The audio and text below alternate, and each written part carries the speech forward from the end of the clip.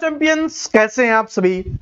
उम्मीद करता हूं आप सभी बहुत अच्छे होंगे और आप सभी अपनी तैयारी है वो बहुत अच्छे से कर रहे होंगे। दोस्तों, आपकी तैयारी में आज हम करने वाले हैं हरियाणा ग्रुप डी के लिए इतिहास इंडिया जीके के बड़े ही शानदार क्वेश्चंस हम करने वाले हैं। देखिए, पॉलिटी है वो हम सभी ने समाप्त कर लिया है। पॉलिटी के जितने भी इंपॉर्टेंट क्वेश्चंस हैं वो सारे के सारे हम पढ़ लिए हैं। अब बारी है इतिहास की। इतिहास के जितने भी टाइप के क्वेश्चंस आपके एग्जाम्स में आ रहे होते हैं, देखिए तीन चीजें हैं इंडिया जीके में जो सबसे ज्यादा आती हैं। एक है हिस्ट्री, एक है पॉलिटी और एक है आपके यहां पर स्टैटिक जीके। तो पॉलिटी हमने पढ़ ली, हिस्ट्री हम इसको जल्दी समाप्त कर लेंगे और उसके बाद स्टैटिक जीके के ऊपर चलेंगे। ठीक है, तो सारे के सारे शानदार क्वेश्चंस आज वाली क्लास में आपको देखने के लिए मिलने वाले हैं, जो सबसे महत्वपूर्ण क्वेश्चंस होने वाले हैं, जो बहुत अच्छे लेवल के हैं और जो आपके एचएसएससी ग्रुप डी एग्जाम्स के लिए इंपॉर्टेंट है। वो क्वेश्चंस आज वाली क्लास में आपको देखने के लिए मिलने वाले हैं। तो क्लास को आप सभी को ध्यान से देखते हुए चलना है, याद करते हुए चलना है क्लास में ही। ठीक है, बाद में एक बार दोहरा लो तो याद हो जाए, इस हिसाब से हमें पढ़ना है। ठीक है, सारे के सारे जबरदस्त क्वेश्चंस मैं आप सभी के सामने लेके आया हूं। देखिए, पहला क्वेश्चन क्या है? पहला क्वेश्चन है कि भारत में प्रथम स्वतंत्रता संग्राम निम्नलिखित में से किस वर्ष हुआ था? भारत का प्रथम स्वतंत्रता संग्राम, भारत का प्रथम स्वतंत्रता संग्राम, भारत की प्रथम क्रांति, भारत की प्रथम क्रांति, ठीक है जी, भारत में अंग्रेजों के विरुद्ध पहला जो विद्रोह है वो कौन सा था? वो था 1857 की क्रांति। क्या हो जाएगा भाई? 1857। तो भारत में प्रथम स्वतंत्रता संग्राम है वो कौन से वर्ष में हुआ था? 1857 में हुआ था। ये आप सभी के लिए इंपॉर्टेंट है। इस क्रांति की शुरुआत कब से हुई थी? तो 10 मई 1857 में इस क्रांति की शुरुआत हुई। कहां से इसकी शुरुआत हुई थी? मेरठ से इसकी शुरुआत हुई थी। यह डेट इंपॉर्टेंट है, 10 मई 1857। 1857 की क्रांति का पहला शहीद या हमारे देश की स्वतंत्रता के लिए होने वाले संग्राम का पहला शहीद कौन था? तो वो थे भाई मंगल पांडे जी। कौन थे भाई? मंगल पांडे जी हो जाएंगे, मंगल पांडे जी। इसके अलावा इसका कारण क्या था? तो इसके जो तत्कालिक कारण थे, वैसे तो बहुत सारे कारण थे, लेकिन जो इसके तत्कालिक कारण थे वो थे चर्बी लगे कारतूस। ठीक है जी। इसके अलावा यहां पर सहायक संधि आई थी, उसकी हड़प नीति आई थी, इस वजह से। ठीक है जी, वेलेस्ली के द्वारा ये हुआ था, जिस वजह से ये किया गया था। तो ये अपने को ध्यान रख लेना है। ये बढ़ता बढ़ता हुआ गया और जो तत्कालिक और मेन कारण रहा वो थे चर्बी लगे कारतूस। क्या था भाई? चर्बी लगे कारतूस। ठीक है, ये किस किस की चर्बी हुआ करती थी? तो गाय व सुअर की, गाय व सुअर की चर्बी लगे कारतूस थे। तो इस वजह से पहले जो गोलियां होती थी उनको कारतूस बोला जाता था और उनको मुंह से छील के उसमें बंदूक में डाला जाता था और फिर चलाया जाता था। ठीक है, तो इसलिए मंगल पांडे जी ने इसका विरोध किया था और बाकी आगे जाकर ये क्रांति का रूप ले लेती है। लेकिन ये असफल हो गई थी, ये क्रांति है असफल हो गई थी। इसके पीछे का कारण क्या था? नेतृत्व।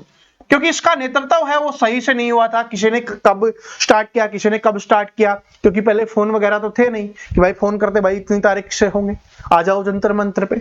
ये वाला सिस्टम तो पहले था नहीं, सोशल मीडिया तो था नहीं। तो इस वजह से एक साथ नहीं आ पाए और अलग अलग जगह पे अलग अलग समय पे हुई और अंग्रेजों ने उनको रोक दिया, दमन कर दिया उनका। ठीक है, लेकिन इस क्रांति से हमारे भारत के लोगों को क्रांति करना आ गया कि भाई हाँ, अंग्रेजों के विरुद्ध हम जा सकते हैं, लड़ सकते हैं। ठीक है जी, तो ये बहुत इंपॉर्टेंट रही थी हमारे भारतीयों के लिए। आगे बढ़ते हैं, अगला क्वेश्चन क्या है? कांग्रेस और मुस्लिम लीग के बीच लखनऊ समझौते पर हस्ताक्षर किस वर्ष हुए थे? इंपॉर्टेंट क्वेश्चन है ये, यहां से कई क्वेश्चन आपके एग्जाम्स में बनते हैं, तो ध्यान से देखना क्वेश्चन क्या है कि कांग्रेस और मुस्लिम लीग के बीच जो लखनऊ समझौता हुआ था उस पर हस्ताक्षर कब हुए थे? यानी कि कहने का मतलब है जो कांग्रेस थी उस समय, जो कांग्रेस थी और मुस्लिम लीग थी, ये दोनों एक साथ कब आए थे ये अपने को बताना है। तो ये एक साथ आए थे भाई 1916 में। कब आए थे? 1916 में ये सारे के सारे एक साथ आए थे। और जो कौन सा अधिवेशन था? ये लखनऊ अधिवेशन था। कौन सा अधिवेशन था? लखनऊ अधिवेशन था 1916 का, जिसमें ये आए थे। इसके साथ साथ 1916 में ही गरम दल व नरम दल एक साथ आ गए थे। नरम दल एक साथ आ गए थे 9 वर्ष के बाद। कितने वर्ष के बाद? 9 वर्ष के बाद। 9 वर्ष पहले वो एक दूसरे से अलग हुए थे। तो अलग कब हुए थे? अलग होने की बात करें कि गरम दल और नरम दल अलग कब हुए थे? जो कांग्रेस पे फूट पड़ गई थी 1907 में। कौन से अधिवेशन में? सूरत के अधिवेशन में। तो इस तरफ है 1916 वाले लखनऊ अधिवेशन में कांग्रेस और मुस्लिम लीग एक साथ आई थी। इसके अलावा जो नरम दल और गरम दल जो अलग हो गए थे 1907 में, वो भी एक साथ आ गए थे। और ये अलग कौन से अधिवेशन में हुए थे? 1907 के सूरत अधिवेशन में हुए थे। ठीक है जी। और ये और पूछ सकता है इसकी अध्यक्षता किसने की थी 1916 की? तो क्या हो जाएगा? अंबिका मजुमदार ने, अंबिका चरण मजुमदार ने इसकी अध्यक्षता की थी। ये हमारे लिए इंपॉर्टेंट है। ओके जी। तो इतना यहां से पूछा जाता है। अलग कब हुए, एक साथ कब आए? 1907 में अलग, 1916 में एक साथ आए गरम दल और नरम दल। और कांग्रेस और जो मुस्लिम लीग है वो एक साथ कब आए? 1916 में। लेकिन अगर हम यहां पर बात करें 1928 में, ये और याद कर लेना, 1928 में कांग्रेस और मुस्लिम लीग है वो हमेशा के लिए अलग हो गए थे। 1928 में हमेशा के लिए अलग हो गए थे। ये अलग क्यों हुए थे? कि धार्मिक रूप से जो सीटें थी उनको लेकर ये अलग हो गए थे। ठीक है। मुस्लिम लीग में जो जिन्ना था वो बोल रहा था कि हमें ज्यादा इतनी सीटें चाहिए। इधर से जो जवाहरलाल नेहरू जी थे उन्होंने बोला इतनी सीटें मिलेंगी। तो इस वजह से ये अलग हो गए थे। ओके जी। चलिए, उसके बाद है कि सरदार वल्लभ भाई पटेल ने वर्ष खालिस्तान में कांग्रेस के अध्यक्ष के रूप में काम किया था। ये अपने को बताना है। सरदार वल्लभ भाई पटेल, सरदार वल्लभ भाई पटेल आपको बताना है कि कांग्रेस के अध्यक्ष के रूप में काम कब किया था। सरदार वल्लभ भाई पटेल आप सभी जानते होंगे इनके बारे में। तो बताइए इन्होंने कब काम किया था? यह हमारे देश के पहले उप प्रधानमंत्री बने थे। इंपॉर्टेंट चीज है। प्रथम गृह मंत्री बने थे। यह भी हमारे लिए इंपॉर्टेंट है। इन्होंने बारदोली सत्याग्रह किया था 1928 में, जिसमें इनको बारदोली की महिलाओं के द्वारा सरदार की उपाधि दी गई थी। सरदार की उपाधि 1928 में इनको दी गई थी। तो सरदार वल्लभ भाई पटेल के नाम से जाना जाता है। ये हमारे पहले गृह मंत्री थे, पहले उप प्रधानमंत्री थे। ये अपने को ध्यान रख लेना है। इनको मरणोपरांत है वो 1991 में क्या मिला? भारत रत्न पुरस्कार मिला। भारत रत्न मिला, ये भी इंपॉर्टेंट है। ठीक है। इनको हम लौह पुरुष के नाम से जानते हैं। लौह पुरुष के नाम से इनको जाना जाता है। एकता के प्रतीक रहे हैं ये। तो 1931 में। तो इन्होंने कांग्रेस के अध्यक्ष के रूप में कब काम किया? 1931 में, है जी। तो सरदार वल्लभ भाई पटेल भी कांग्रेस के व्यक्ति थे, कांग्रेसी थे। ओके जी। ठीक है। तो 1931 ये अपने लिए इंपॉर्टेंट है। याद रख लेना, बहुत इंपॉर्टेंट चीजें हैं। और इन्होंने महत्वपूर्ण भूमिका निभाई है भाई। ठीक है जी। जो मैं एक बात हमेशा बोलता हूं कि जिन्होंने हमारे देश के लिए 1% भी किया उनका सम्मान करना चाहिए। इन्होंने तो हमारे देश के लिए बहुत कुछ किया है। ठीक है। तो इसलिए सरदार वल्लभ भाई पटेल जी जो एकता के प्रतीक है, क्योंकि इन्होंने बहुत सारे अलग अलग राजाओं को हमारे भारत में मिलाने का काम किया था। बांग्लादेश का राष्ट्रीय गान आमार सोनार बांग्ला निम्नलिखित में से किसने लिखा है? तो जो आमार सोनार बांग्ला है वो किसके द्वारा लिखा गया है? रविंद्रनाथ टैगोर जी के द्वारा लिखा गया। रविंद्रनाथ टैगोर जी के द्वारा आमार सोनार बांग्ला है। ये किसका है? बांग्लादेश का है, हमारा पड़ोसी देश। आप सभी को पता होगा, आपसे एग्जाम्स में क्वेश्चंस पूछा ही जाता है। ठीक है। इसके अलावा इन्होंने अपना जनगण मन भी है इन्होंने ही लिखा है। क्या बताओ, जनगण मन इन्होंने लिखा है क्या? जनगण मन इन्होंने लिखा है, बिल्कुल। तो जनगण मन, जन गण मन, ये भी इन्होंने ही लिखा है। तो दो देशों के जो राष्ट्रीय गान लिखे गए हैं वो किसके द्वारा लिखे गए हैं? रविंद्रनाथ टैगोर जी के द्वारा। ठीक है। तो ये हमारे लिए इंपॉर्टेंट है। आगे बढ़ते हैं। उससे पहले मैं कुछ चीजें और बता देता हूं जो आपसे एग्जाम्स में पूछी जाती हैं। जो बहुत इंपॉर्टेंट है। एक तो विजय विश्व तिरंगा प्यारा, ठीक है जी, विजय विश्व तिरंगा प्यारा, ये नारा किसके द्वारा दिया गया है? तो ये दिया गया है श्यामलाल गुप्ता के द्वारा। विजय विश्व तिरंगा प्यारा ये किसके द्वारा दिया गया है? श्यामलाल गुप्ता के द्वारा। इसके अलावा जो सबसे ज्यादा कंफ्यूजन वाला है वो है हसरत मोहानी जी के द्वारा दिया गया इंकलाब जिंदाबाद। इंकलाब जिंदाबाद, ठीक है, इंकलाब जिंदाबाद। तो 1921 में हसरत मोहानी जी ने दिया था, मौलाना हसरत मोहानी, ठीक है। लेकिन क्या हुआ, 1921 में उन्होंने दिया, लेकिन इसको प्रसिद्ध किसने किया? भगत सिंह जी ने 1929 में, ठीक है जी, 1929 में उन्होंने प्रसिद्ध किया था। तो ये अपने को ध्यान रख लेना है, इनमें कंफ्यूजन हो जाता है, हसरत मोहानी हो जाएगा, ठीक है। तो ये याद रख लेना है अपने को, इंकलाब जिंदाबाद हसरत मोहानी हो जाएगा। औपनिवेशिक भारत में इंडियन एसोसिएशन की स्थापना निम्नलिखित में से किस स्थान पर हुई थी? बहुत अच्छा क्वेश्चन है, सभी स्टूडेंट इसका आंसर करेंगे, सभी स्टूडेंट इसका आंसर करेंगे भाई। कहां पर हुई थी? औपनिवेशिक भारत में इंडियन एसोसिएशन की स्थापना कहां पर हुई थी? तो यह हो जाएगी कलकत्ता पश्चिम बंगाल, कलकत्ता पश्चिम बंगाल में हुई थी। ओके जी। जलियांवाला बाग हत्याकांड के लिए कौन जिम्मेदार था? जलियांवाला बाग हत्याकांड के लिए कौन जिम्मेदार था? तो क्या हो जाएगा भाई? जनरल डायर हो जाएगा। क्या हो जाएगा? जनरल डायर है वो इसके लिए जिम्मेवार था। अब देखो, मैंने एक क्वेश्चन बताया था और उसमें कुछ स्टूडेंट के कमेंट आए थे, एक दो स्टूडेंट के, कि सर जी उधम सिंह ने नहीं मारा जनरल डायर को। देखो, जनरल डायर दो थे, ठीक है जी, जनरल डायर दो थे। एक था जनरल डायर बोला जाता है, एक है Michael O'Dwyer, Michael O'Dwyer, ठीक है। ये उस समय क्या था? गवर्नर था, गवर्नर था। कहां का गवर्नर था? ये पंजाब का गवर्नर था उस समय। क्या था भाई? उस समय पंजाब का ये गवर्नर था, ठीक है। तो मेन रणनीति बनाई थी वो इसने बनाई थी, माइकल ओ डायर ने, जिसको जनरल डायर के नाम से भी जाना जाता है। इसकी मृत्यु तो बीमारी की वजह से हो गई थी।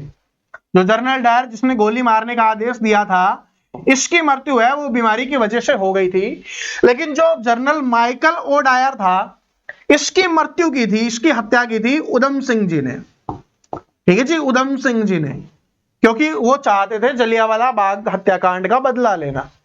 तो वो मानते थे कि मेन रणनीति किसकी थी? जनरल माइकल ओ डायर की थी, जो उस समय पंजाब का गवर्नर था। तो उधम सिंह जी ने इसकी हत्या कर दी। कहां पर? लंदन में 13 मार्च 1940 में, ठीक है जी, लंदन में जाकर इनको गोली मार दी थी कि भाई तुम हमारे यहां आके गोली मारे तो हम तुम्हारे वहां पर आकर गोली मारते हैं। फिर 31 जुलाई 1940 को लंदन में ही, 31 जुलाई 1940 को लंदन में ही उधम सिंह जी को फांसी की सजा हो गई थी। तो ये दोनों इंपॉर्टेंट है, 13, इसका उल्टा 31, मार्च और जुलाई, ठीक है जी। 13 मार्च 1940 को उधम सिंह ने, जो उधम सिंह जी थे, उन्होंने माइकल ओ डायर की हत्या की थी, ठीक है। तो ये अपने को ध्यान रख लेना है, बदला लिया था, ये समझ सकते हो, पूरे भारत का बदला इन्होंने लिया था। तो उधम सिंह जी के लिए बहुत ज्यादा रिस्पेक्ट की बात है। और इनसे संबंधित एक वहां पर कहानी भी है कि जब उधम सिंह जी है ना, वो जनरल डायर को मारने के लिए लंदन गए थे, ठीक है। तो वहां पर जब ये थे तो वहां पर एक लड़की है, वो बड़े सारे पुल में गिर जाती है, उसको तैरना नहीं आता था, तो कोई भी नहीं जा रहा था क्योंकि वो पुल बहुत ज्यादा गहरा था। तो ये जाके कूद गए और उनको निकाल के ले आए, और जैसे ही उनको होश आया तो उन्होंने बोला कि बहन आप ठीक हो? तो फिर वो लड़की एक बात बोलती है कि मैं तो आप पे फिदा हो गई, मैं तो आपसे शादी करना चाहती थी। तो उधम सिंह जी ने एक बात बोली कि हम भारतीय हैं, जिसको एक बार बहन बोल दिया, हमारे लिए आप बहन हो। फिर उस लड़की ने काफी हेल्प भी की थी इनकी, ठीक है जी। तो ये इंपॉर्टेंट है। तो बात समझ में आ गई। ये जलियांवाला बाग हत्याकांड कब हुआ था? ये हुआ था भाई 13 अप्रैल 1919 में। रॉलेट एक्ट के विरोध में वहां पर लोग इकट्ठा हुए थे, तो जनरल डायर ने गोली मारने का आदेश दिया था। कहां पर हुआ था? अमृतसर में। और अमृतसर कहां पर है? पंजाब में, तभी तो पंजाब के गवर्नर को मारा था, क्योंकि उस समय जो पंजाब का गवर्नर था उसने तो मेन रणनीति बनाई थी कि भाई जाओ, और जनरल डायर को आदेश दिया था कि मार दो, फिर जनरल डायर ने बाकी लोगों को आदेश दिया। तो ये भी डायर था, ये भी डायर था, इसलिए कंफ्यूजन हो जाता है। इसकी मृत्यु तो बीमारी की वजह से हो गई थी। ओके, अब कोई दिक्कत नहीं होगी। और आप सभी को पता है कि जो रॉलेट एक्ट का विरोध करने के लिए महात्मा गांधी जी है वो अमृतसर जा रहे थे, तभी उनको 10 अप्रैल को पलवल से गिरफ्तार कर लिया गया था रेलवे स्टेशन से। ठीक है, चलिए आगे बढ़ते हैं कि वंदे मातरम गीत निम्नलिखित में से किस लेखक ने अपने एक उपन्यास में लिखा है, मतलब यही बात है। तो वंदे मातरम जनगण मन किसका है? रविंद्रनाथ टैगोर जी ने लिखा है। और वंदे मातरम लिखा है भाई बंकिम चंद्र चट्टोपाध्याय जी या बंकिम चंद्र चटर्जी जी। ठीक है, अंग्रेज चट्टोपाध्याय नहीं बोल पाते थे तो उन्होंने चटर्जी नाम कर दिया। तो क्या हो जाएगा? बंकिम चंद्र चट्टोपाध्याय जी ने अपनी पुस्तक आनंद मठ में लिखा था। ठीक है जी, आनंद मठ में ये लिखी गई थी, तो ये अपने को ध्यान रख लेना है। और ये क्या है? हमारा राष्ट्रीय गीत है। क्या भाई? राष्ट्रीय गीत है। जनगण मन क्या है? हमारा राष्ट्रीय गान है। और वंदे मातरम क्या है? हमारा राष्ट्रीय गीत है। ये अपने को ध्यान रख लेना है। आगे बढ़ते हैं कि बक्सर का युद्ध कब लड़ा गया था। बक्सर का युद्ध बहुत बार एग्जाम्स में आ चुका है, एचएसएससी ने काफी बार ये क्वेश्चंस पूछा है, तो सभी स्टूडेंट आंसर करेंगे। भाई जब तक आप कोशिश नहीं करोगे तब तक आपको मजा नहीं आएगा। ठीक है जी, आप सभी को पता है कि कितनी बार ये क्वेश्चंस में मैं वैसे भी करवा चुका हूं, प्रैक्टिस सेट वगैरह में काफी बार मैंने करवाया है। ठीक है, बताइए कब हुआ था और किस किस के बीच में हुआ था? एक तो अंग्रेज थे, दूसरे कौन थे वो बताओ। और हुआ कब था? 1764 में। ठीक है, चलो इतना बता दो कि मीर कासिम के बीच हुआ था या नवाब सिराजुद्दौला के बीच में हुआ था, ये तो बता दो। ठीक है, बताइए।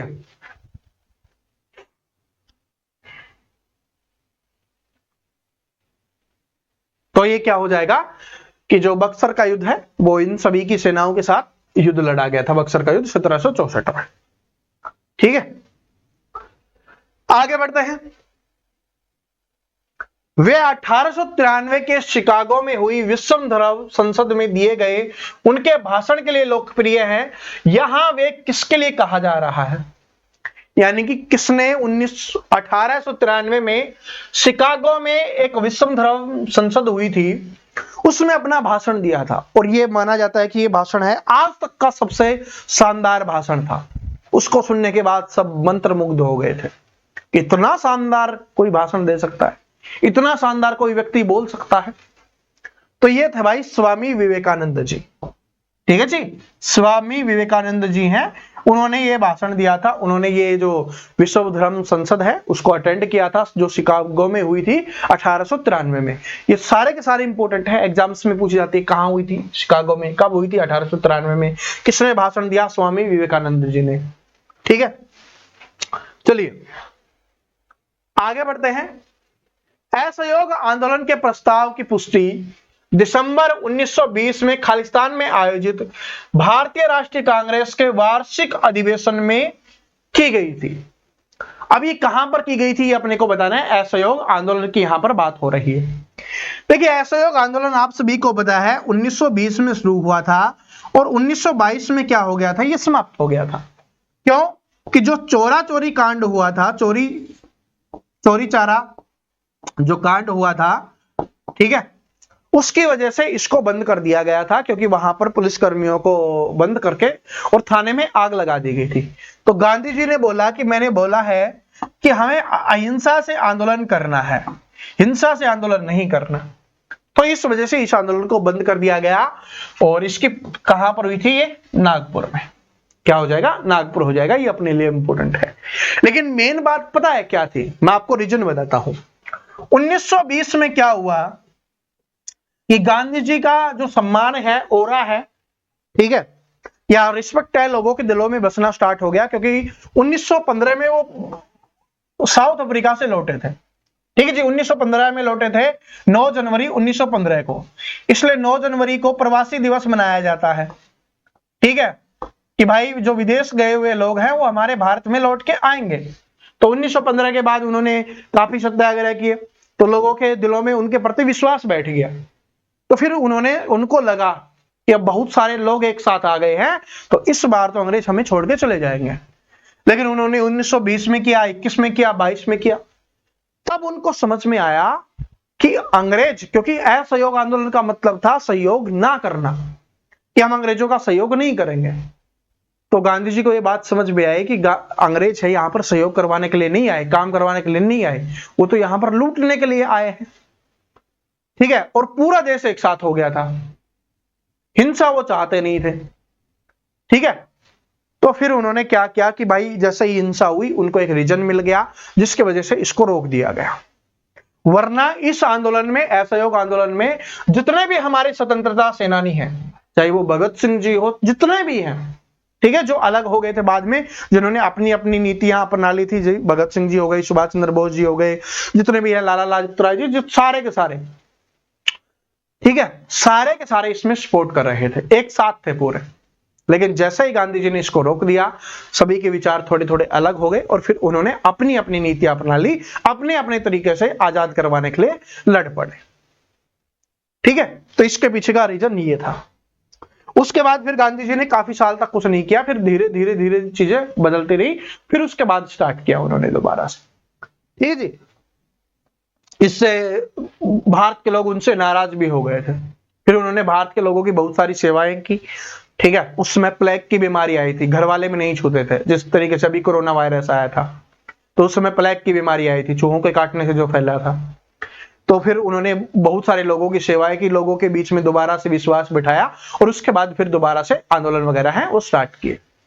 ठीक है जी, आगे है कि डॉक्टर भीमराव अंबेडकर द्वारा दलित वर्ग संघ की स्थापना किस वर्ष की गई थी? डॉक्टर भीमराव अंबेडकर जी द्वारा दलित वर्ग संघ की स्थापना है, वो कौन से वर्ष की गई थी, ये अपने को बताना है। तो भाई उन्होंने की थी ये 1930 में। कब किया था उन्होंने? 1930 में किया था। किसकी? दलित वर्ग संघ की स्थापना, दलित वर्ग संघ की स्थापना डॉक्टर भीमराव अंबेडकर की। लेकिन ऐसा ही एक क्वेश्चन और आता है, मैं आपको बताता हूं। 24 सितंबर 1932 को 24 सितंबर 1932 को गांधी जी व अंबेडकर जी के बीच में एक समझौता हुआ। ठीक है जी, अंबेडकर जी के बीच में एक समझौता हुआ था, वो सीटों के लिए ही था, जिसको पूना पैक्ट के नाम से जाना जाता है। पूना पैक्ट या पूना समझौते के नाम से जाना जाता है, जिसको पूना समझौता या पूना पैक्ट के नाम से जाना जाता है। ठीक है, पूना समझौता जो कब हुआ था? 24 सितंबर 1932 को में हुआ था। कौन सी जेल में हुआ था? तो पुणे की जो एक यरवदा जेल है, पुणे की, पुणे कहां पर है? महाराष्ट्र में।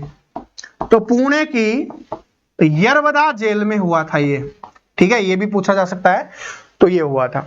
और इसी के साथ साथ गांधी जी ने फिर हरिजन सेवक संघ की स्थापना की थी। हरिजन सेवक संघ की स्थापना की थी। ठीक है, बहुत सारे स्टूडेंट इसलिए कंफ्यूज हो जाते हैं क्योंकि हरिजन सेवक संघ देख के उनको लगता है भीमराव अंबेडकर जी ने की थी इसकी स्थापना। नहीं, गांधी जी ने की थी हरिजन सेवक संघ की स्थापना। ठीक है जी, 1932 में गांधी और भीमराव अंबेडकर जी के बीच में जो समझौता हुआ था, उसके बाद में ये सारी चीजें हुई थी। और दलित वर्ग की संघ की स्थापना है वो भीमराव अंबेडकर जी ने 1930 में की थी। ये दोनों के दोनों इंपॉर्टेंट है, याद कर लेना। 1930 दलित वर्ग भीमराव अंबेडकर जी, और 1932 महात्मा गांधी जी। ठीक है जी, और हरिजन सेवक संघ की स्थापना पुणे की यरवदा जेल में, पूना पैक्ट, पूना समझौता 24 सितंबर 1932 में। आगे बढ़ते हैं कि 1919 में गांधी जी ने किसके विरोध में सत्याग्रह का आह्वान किया था? तो ये भाई रोलेट एक्ट के विरोध में था। किसके विरोध में था? रोलेट एक्ट के विरोध में, जिसको क्या बोला जाता है? जिसको काला कानून भी बोला जाता है, काला कानून बोला जाता है, जिसको बिना दलील, बिना अपील, बिना वकील का कानून बोला जाता था कि आप इसमें दलील नहीं कर सकते, इसमें आप वकील नहीं कर सकते, इसमें कोई आप अपील नहीं कर सकते, बस किसी को भी उठाया जेल में डाल दिया 2-3 साल के लिए। ये था, इसके विरोध में ये सारी चीजें हुई थी। और इसी के विरोध में जो अभी हमने पढ़ा था, जलियांवाला बाग हत्याकांड हुआ था, वहां पर लोग रोलेट एक्ट के विरोध में ही इकट्ठा हुए थे। ठीक है, तो ये हमारे लिए इंपॉर्टेंट है। तो रोलेट एक्ट हो जाएगा 1919। ठीक है, आगे बढ़ते हैं कि सितंबर 1948 में भारतीय सेना ने अपने हस्तक्षेप द्वारा किस रियासत पर अधिकार स्थापित कर लिया था, ये अपने को बताना है। किसके ऊपर? इंपॉर्टेंट है, क्योंकि आप सभी को पता है कि 15 अगस्त 1947 को हमारा देश आजाद हुआ था। उस समय हमारे देश के जो भी मेन लीडर थे, उन्होंने ये बोला था कि भाई जो देश में आना चाहता है आ जाओ। तो कुछ लोग बोले नहीं आएंगे हम, तो फिर उनको पकड़ पकड़ के लाया गया। ठीक है जी, ऑपरेशन पोलो चलाया गया और हैदराबाद को जोड़ा गया। ठीक है जी, क्योंकि वहां पर हमारी भारतीय सेना गई और वहां पर उनका अच्छे से इलाज किया। ऑपरेशन पोलो या कैटरपिलर उसको बोला जाता है। ठीक है जी, तो ये अपने को ध्यान रख लेना है, जिससे क्या हो गया, फिर विलय हो गया। कहां जाएंगे? ठीक है, भारत में आएंगे, भारत में ही रहना है। विजय विश्व तिरंगा प्यारा, झंडा ऊंचा रहे हमारा। 1866 में लंदन ईस्ट इंडिया एसोसिएशन की स्थापना निम्नलिखित में से किसने की थी? 1866 की बात हो रही है कि 1866 में लंदन ईस्ट इंडिया एसोसिएशन की स्थापना है, वो किसके द्वारा की गई थी, ये अपने को बताना है। किसके द्वारा की गई थी भाई? तो ये की गई थी, बुजुर्ग व्यक्ति नाम से ही है, दादा भाई नारोजी। किसके द्वारा की गई थी? दादा भाई नारोजी के द्वारा 1866 में। ये डेट भी याद रखनी है। 1866 में लंदन ईस्ट इंडिया एसोसिएशन की स्थापना दादा भाई नारोजी जी के द्वारा की गई थी। 1919 में निम्नलिखित में से कौन सी प्रमुख घटना घटी थी 1919 में? तो ये तो आप सभी कमेंट करके बताओगे, क्योंकि मैं आप सभी को बता चुका हूं। ठीक है, आप सभी को कमेंट करके बताना है। बताइए सभी स्टूडेंट, क्योंकि इसके बारे में आगे हम थोड़ा सा और पढ़ लेते हैं। बंगाल विभाजन कब हुआ, ये एग्जाम्स में पूछा जाता है। तो 1905 में क्या हुआ था? बंगाल विभाजन हुआ था। 1905 में बंगाल विभाजन हुआ था। जलियांवाला बाग हत्याकांड है, वो कब हुआ था? ये अभी हमने पढ़ा था, 13 अप्रैल 1919 को हुआ था ये। चंपारण सत्याग्रह, बताइए चंपारण सत्याग्रह कब हुआ था? चंपारण सत्याग्रह तो ये हुआ था 1917 में। 1917 में, ठीक है। और असहयोग आंदोलन 1920 से 22 में। ठीक है, तो ये हमारे लिए इंपॉर्टेंट है, इनको याद कर लेना है। ये सारी की सारी डेटें हैं, एग्जाम्स में पूछी जाते हैं। खालिस्तान और खालिस्तान ने काउंसलिंग राजनीति को वापस लेने के लिए कांग्रेस के तहत स्वराज्य पार्टी का गठन किया था। तो स्वराज्य पार्टी का गठन है वो किसके द्वारा किया गया था, ये अपने को बताना है। स्वराज्य पार्टी का गठन, तो जो स्वराज्य पार्टी का गठन किया गया था वो किया गया था भाई चित्तरंजन दास और मोतीलाल नेहरू जी के द्वारा। चित्तरंजन दास जी और मोतीलाल नेहरू जी के द्वारा किया गया था, ये अपने को ध्यान रख लेना है। मोतीलाल नेहरू जी ने 1919 में और 1928 में कांग्रेस अधिवेशन की अध्यक्षता की थी। इसके अलावा मोतीलाल नेहरू जी हैं, वो जवाहरलाल नेहरू के पिताजी थे भाई, जवाहरलाल नेहरू के। ठीक है जी, तो नेहरू परिवार है भाई, पूरा का पूरा है, वो स्वतंत्रता सेनानी रहे हैं प्राचीन काल से। ठीक है जी, समझ में आ गया? तो ये अपने को ध्यान रख लेना है। तो क्या हो जाएगा, चित्तरंजन दास और मोतीलाल नेहरू जी ने क्या किया था, स्वराज्य पार्टी की स्थापना की थी। ये हमारे लिए इंपॉर्टेंट है। प्रार्थना समाज की स्थापना निम्नलिखित में से बंबई में किसने की थी? कब की थी, कब की थी, ये बताना है, बताइए। चलिए, प्रार्थना समाज की स्थापना, प्रार्थना समाज की स्थापना कब हुई थी? ठीक है, तो कब हुई थी? 1867 में। पता नहीं भाई, इस लाइट को है ना, जब क्लास बनानी होती है ना तभी भागती है ये। ठीक है, रुकती नहीं भाई ये। महात्मा गांधी जी जनवरी में भारत लौटे थे, तो अभी हमने पढ़ा था 9 जनवरी 1915 को भारत लौटे थे। ये देखिए क्या है, खालिस्तान में ईस्ट इंडिया कंपनी ने इंग्लैंड की महारानी इलिजाबेथ प्रथम से एक चार्टर प्राप्त किया, जिससे इसे पूरब के साथ व्यापार करने का एक अधिकार मिल गया था। तो ये कब हुआ था, बताइए कब हुआ था? तो ये हुआ था भाई 1600 में। कब? 1600 ईस्वी में। अब कुख्यात जलियांवाला बाग हत्याकांड की घटना कब हुई थी? 13 अप्रैल 1919 को, सभी को पता है। अब ये वाला क्वेश्चन देखिए, बड़ा शानदार क्वेश्चन है भाई। ये वाला क्वेश्चन है ना, बहुत बार एग्जाम्स में आया है, अलग अलग एग्जाम्स में, एसएससी के भी, रेलवे के भी, एचएसएससी के भी, तो ये इंपॉर्टेंट है। ये बहुत अच्छा क्वेश्चन है, बहुत कम स्टूडेंट का पढ़ा हुआ क्वेश्चन होगा कि महालवाड़ी बंदोबस्त की व्यवस्था खालिस्तान के द्वारा तैयार की गई थी। महालवाड़ी बंदोबस्त की व्यवस्था, इसके बारे में थोड़ा संपूर्ण जानकारी हम ले लेते हैं। देखिए यहां से जितने भी क्वेश्चंस आते हैं सारे के सारे आपको यहां पर दिखेंगे, क्योंकि अच्छा क्वेश्चन है। तो जो महालवाड़ी बंदोबस्त है उससे संबंधित महत्वपूर्ण तथ्य कौन कौन से हैं कि जो महाल है इससे आशय है गांव से। ठीक है जी। एक हमारे हरियाणा में राहुल पहलवान जी है ना, महाल के नाम से जाना जाता है। ठीक है, तो महाल का मतलब होता है गांव से। ठीक है, महाल का मतलब होता है गांव से। महालवाड़ी बंदोबस्त के अंतर्गत गांव के मुखिया से सरकार का लगान वसूली का समझौता होता था। ठीक है जी, जो गांव का मुखिया होता था, जिसको हम सरपंच बोलते हैं, उससे क्या होता था, लगान वसूली का समझौता होता था कि वो गांव के लोगों से लगान लेता था और वो फिर अंग्रेजों को देता था, उसको बोला जाता है। ठीक है, महालवाड़ी बंदोबस्त।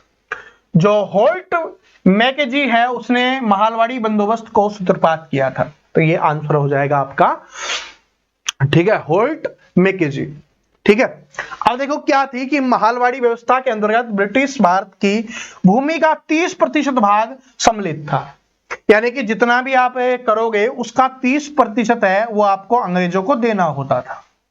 ठीक है जी, या कि आप इसको बोल सकते हो 1/3 देना होता था, 1/3।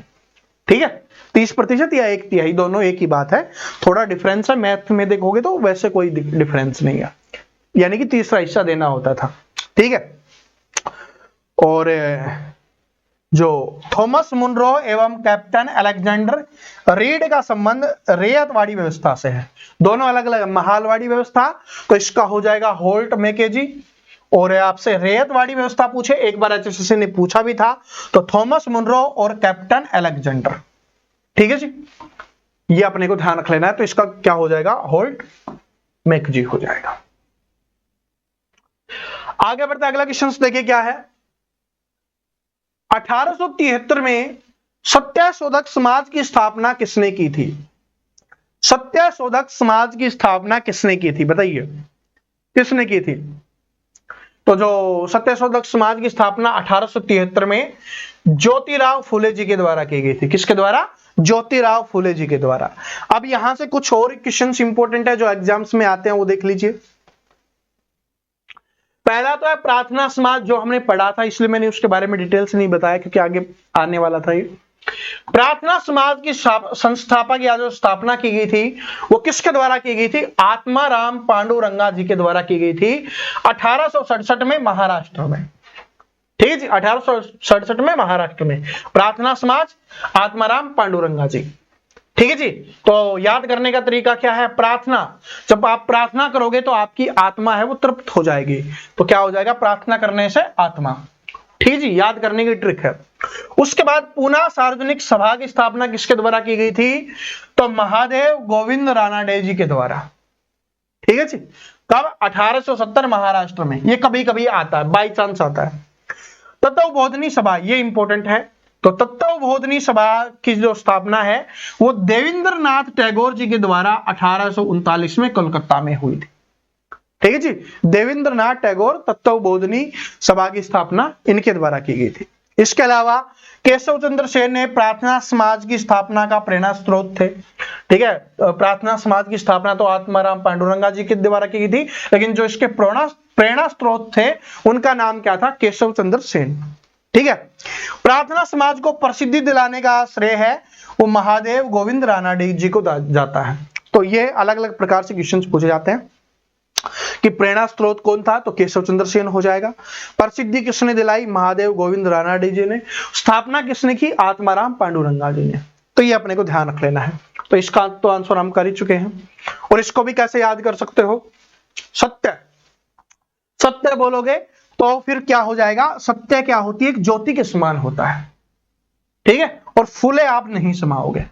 ठीक है, सत्य बोलने वाले व्यक्ति को घमंड होता है, खुले न समाने का मतलब भी यही होता है ना, घमंड आ जाना थोड़ा सा खुद के ऊपर अच्छी चीजों को लेकर, ठीक है, पॉजिटिव में, तो ये हो जाएगा। बंगाल का विभाजन कब हुआ, सभी को पता है 1905 में, अभी हमने पढ़ा था, लेकिन इससे संबंधित और क्वेश्चंस आते हैं, उसके बारे में जान लेते हैं जो आपके एग्जाम्स में पूछे जाते हैं। बंगाल विभाजन की घोषणा कब हुई थी, जुलाई 1905 में हुई थी। बंगाल विभाजन की घोषणा क्या है, प्रभावी कब हुई, हाँ प्रभावी कब हुई, 16 अक्टूबर 1905 को, मतलब कब उसको लागू किया गया कि अलग हो गया, तो क्या हो जाएगा 16 अक्टूबर 1905। लेकिन 1905 ही आपसे ज्यादा पूछता है, तो 1905 ध्यान रख लेना, बाकी जुलाई और अक्टूबर ये हो जाएगा।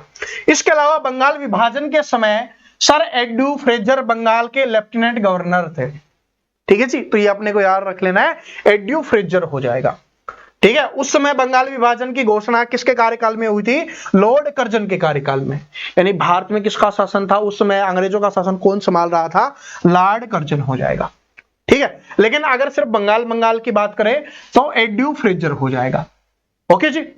इसके अलावा बंगाल विभाजन है वो कब वापस हुआ था, 1911 में लॉर्ड हॉर्डिंग के कार्यकाल में रद्द हो गया था, ठीक है जी। उसको रद्द कब कर दिया गया था, 1911 में, हुआ कब था, 1905 में, 6 साल के बाद, ठीक है। उस समय कौन था, लॉर्ड कर्जन के शासनकाल में हुआ था, रद्द किसके शासनकाल में हुआ, लॉर्ड हॉर्डिंग के शासनकाल में, ठीक है। विलय नीति गवर्नर के द्वारा तैयार की गई थी, कौन से गवर्नर के द्वारा विलय नीति तैयार की गई थी, ये इंपॉर्टेंट है, और ये गवर्नर भी इंपॉर्टेंट है क्योंकि इसने अच्छे खासे काम किए थे भाई इस गवर्नर ने, इसके बारे में हम जानते हैं, आगे देखते हैं, देखिए क्या है। तो लॉर्ड डलहौजी हो जाएगा भाई, डलहौजी हो जाएगा। अब देखिए क्या है विलय नीति वाला, गवर्नर जनरल के रूप में इसका कार्यकाल रहा था 1848 से 1856 तक, ठीक है। लेकिन इन्होंने इंपोर्टेंट क्या काम किया था, विलय नीति के अंतर्गत सर्वप्रथम 17 राज्य जो 1848 में उसका विलय किया, पहली चीज। दूसरा है विधवा पुनर्विवाह अधिनियम लागू किया गया, विधवा पुनर्विवाह अधिनियम, इसके बारे में मैं आपको कई बार बता चुका हूं, 1856 में मसौद से बनाया गया था ये, ठीक है। और डाकघर अधिनियम है वो 1854 में। इसके अलावा चार्ल्स वुड की जो शिक्षा नीति थी, चार्ल्स वुड की, ठीक है जी, जो चार्ल्स वुड की शिक्षा नीति है 1854 में, उससे संबंधित है। तो ये डायरेक्ट पूछा जाता है कि चार्ल्स वुड की शिक्षा नीति है वो किससे संबंधित हो जाएगी, 1854 में संबंधित हो जाएगी, और उस समय कौन था, लॉर्ड डलहौजी था, ठीक है जी। आगे बढ़ते हैं, तो यहां पर अपना ये जो है वो समाप्त होता है, और देखो क्लास समाप्त होते ही लाइट भी आ गई, ठीक है। अब जितने भी स्टूडेंट हैं भाई अच्छे से तैयारी करना चाहते हैं, देखो मैं शानदार क्वेश्चंस आप सभी को करवा रहा हूं, आप सभी को ये बात पता है, लेकिन हरियाणा जीके के आपको नोट्स पढ़ने हैं, साइंस के आपको नोट्स पढ़ने हैं, इंडिया जीके के नोट्स आपको पढ़ने हैं, कंप्यूटर के आपको नोट्स पढ़ने हैं, जो शानदार टॉपिक्स हैं वो सारे के सारे नोट्स अपने को मिल जाएंगे। और अभी आप सभी के लिए ऑफर चल रहा है 99 रुपए का, तो आप अपने ऐप से ले सकते हो, ऐप का लिंक है डिस्क्रिप्शन में मिल जाएगा भाई। ये सारे के सारे हिंदी भाषा में आपके लिए अवेलेबल है, कंप्यूटर के लिए जैसी भाषा चाहिए वैसी है, और विज्ञान वाले के लिए हिंदी में तो अभी अवेलेबल है, लेकिन 10 तारीख से पहले 10 अगस्त के आसपास, ठीक है, 10 अगस्त के आसपास आपको इंग्लिश में भी प्रोवाइड करवा दूंगा, क्योंकि कुछ स्टूडेंट को इंग्लिश में भी चाहिए, तो इसलिए अभी उसके लिए मेहनत स्टार्ट हो चुकी है, जल्दी ही इंग्लिश में भी तैयार हो जाएंगे और आपको मिल जाएंगे, और 10 अगस्त के आसपास ही आपको मिल जाएंगे भाई, ठीक है। तो ये अपने को ध्यान रख लेना है, जिसको अच्छे से पढ़ना है वो चाहता है कि हरियाणा जीके 25 क्वेश्चन आते हैं आपके एग्जाम्स में, साइंस से 15 क्वेश्चन आते हैं, इंडिया जीके से 15 क्वेश्चन आ रहे होते हैं, और अगर मेंस का एग्जाम देने वाले हो तो कंप्यूटर से 10 क्वेश्चन आ रहे होते हैं। ये सारे के सारे आपको 99 रुपए में मिलेंगे, बहुत शानदार नोट्स बनाए हैं बड़ी मेहनत से, अपने ऐप पे मिल जाएंगे, जिसको आप ई बुक बोल सकते हो या PDF नोट्स बोल सकते हो, ये आपको मिलने वाले हैं। तो जिसने अभी तक ले रखे हैं भाई पढ़ते रहना, और कमेंट करके जरूर बताना कैसे लगे आपको, और जिन्होंने नहीं लिए हैं तो परचेज करके आप पढ़ना स्टार्ट कर दीजिए, ऐप का लिंक डिस्क्रिप्शन में है। आज वाली क्लास कैसी लगी, क्वेश्चंस कैसे लगे, ये भी कमेंट करके जरूर बता देना। मिलते हैं नेक्स्ट वीडियो में, तब तक हंसते रहिए, मुस्कुराते रहिए, पढ़ते रहिए। राम राम सभी को।